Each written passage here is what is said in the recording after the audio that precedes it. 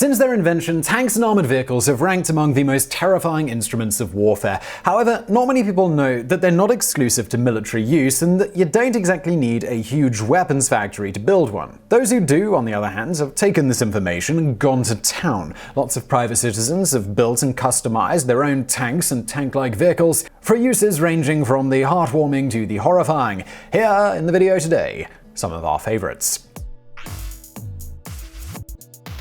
Number 10. The tank wheelchair. Wheelchairs are a lot more common than you might think, to the point that in the United States there are an estimated 1.7 million wheelchair and mobility scooter users. Many wheelchair users are active people who wish to be able to live their lives as normally as they possibly can. The problem with this, of course, is the lack of mobility that a wheelchair might have. There are all sorts of surfaces that you just can't cross without the use of your legs, like sand, snow, mud, that sort of thing. Jim Starr, who was confined to a wheelchair by an assortment of chronic neurological back and joint problems, wasn't about to let his condition prevent him from his beloved pastimes, though. To keep up with his pastimes, his friends bought him an $18,200 tank wheelchair. The tank wheelchair has a top speed of 3.8 miles per hour, and its treads can handle difficult terrain with ease. Unfortunately, there is one thing even a wheelchair tank can't handle, and that's the DMV, or rather its British equivalent, the DVLA. Much to Mr. Starr's disappointment, officials have refused to register the tank wheelchair for use on public roads.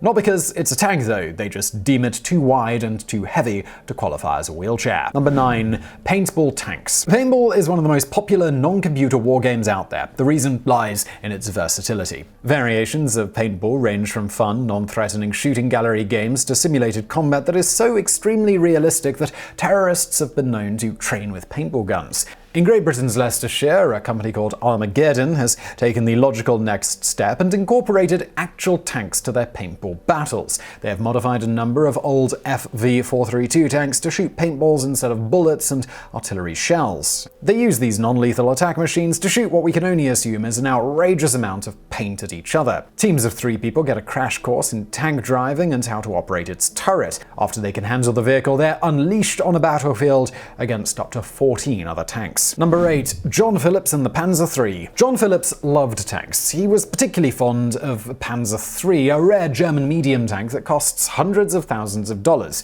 Knowing full well that he could never afford one, Phillips drafted a Plan B.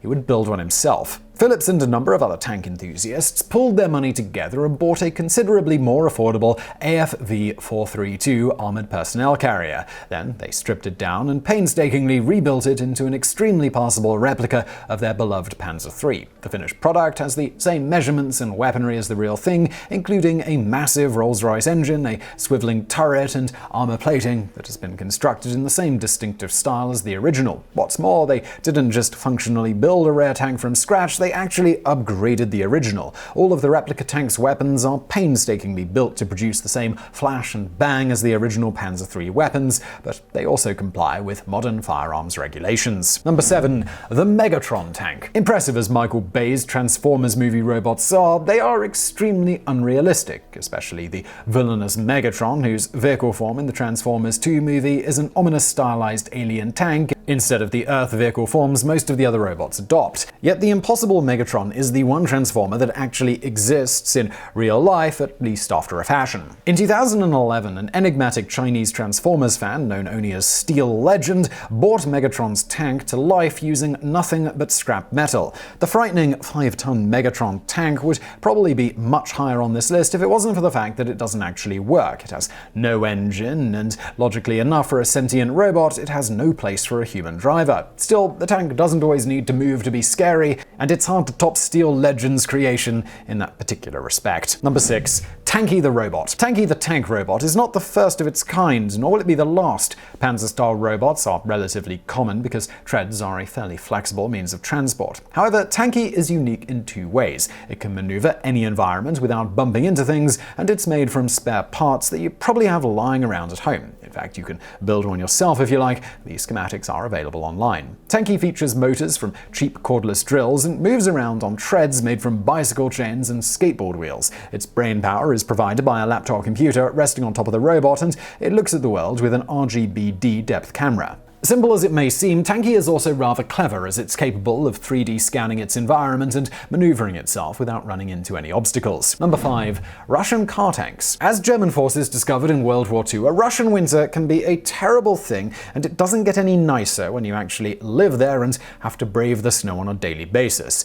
Some members of the country's DIY community have found an extremely metal solution to the challenges of the unforgiving winter. Just turn your car into a tank with an easy conversion system. This particularly inspired hack comes from the city of Chelyabinsk, a town with so much history in tank manufacturing that its unofficial nickname is Tankograd. What's more, it doesn't require too much rebuilding. They just drive their cars onto a pre-made tread platform, which is presumably a leftover from either construction machinery or the town's famed T-35 tanks, strap them together and start driving. Presumably some wiring is also involved. The end result looks exactly as awesome and as strange as it sounds. It's just like someone put a ratty larder on giant treads and took their brand new tank car to the tundra. If they ever make a Russian version of Mad Max, we bet this is what every character is going to drive. Number 4. Panzer Soundtank. Music can be a terrifying weapon when used correctly. German artist Nick Novak clearly understood this when he built his Panzer Soundtank, an alternative interpretation of a tank that doesn't feature guns at all.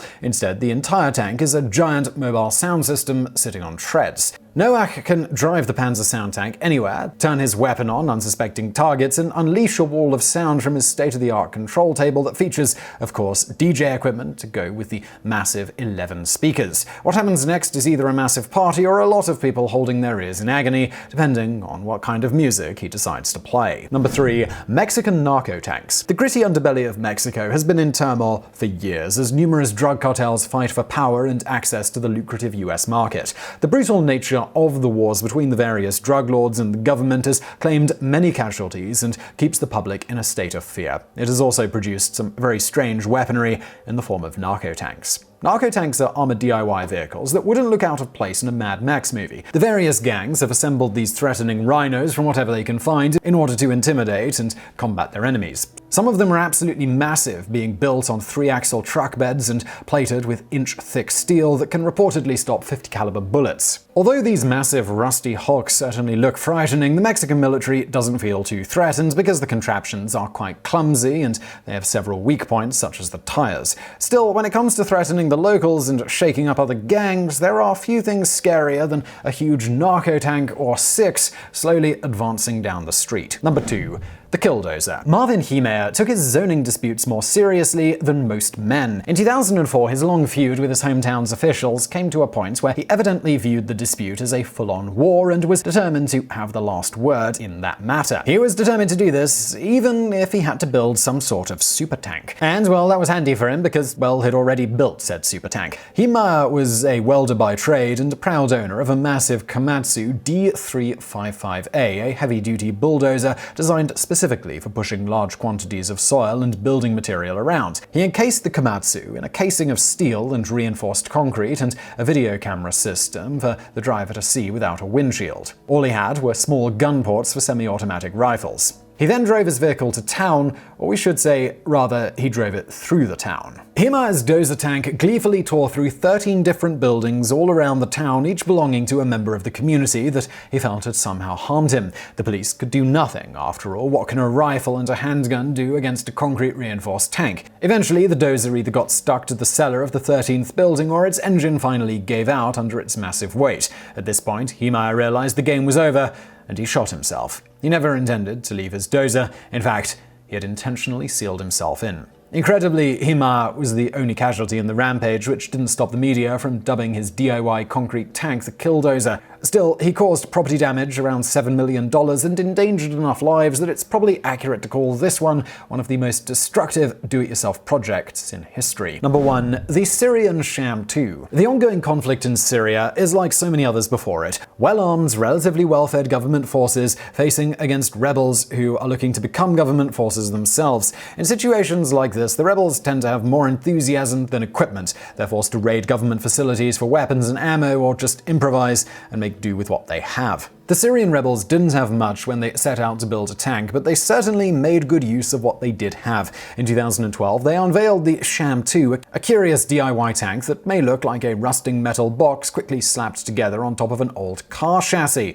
However, it's actually quite a clever piece of engineering. Built from scraps in just 1 month, Sham II features a turret-mounted 7.62mm machine gun and a system of 5 external cameras that enable the operators to see. The Sham II is operated in a manner most awesome, with a PlayStation controller and LCD screen showing the external camera footage. Not only is it basically a video game, but there's even a 2-player mode. A second crew member can operate the machine gun with a separate controller. So I really hope you found that video interesting. If you did, smash that like button below. Don't forget to subscribe. Also, why not check out another channel I do called Biographics? I'm going to link to that below.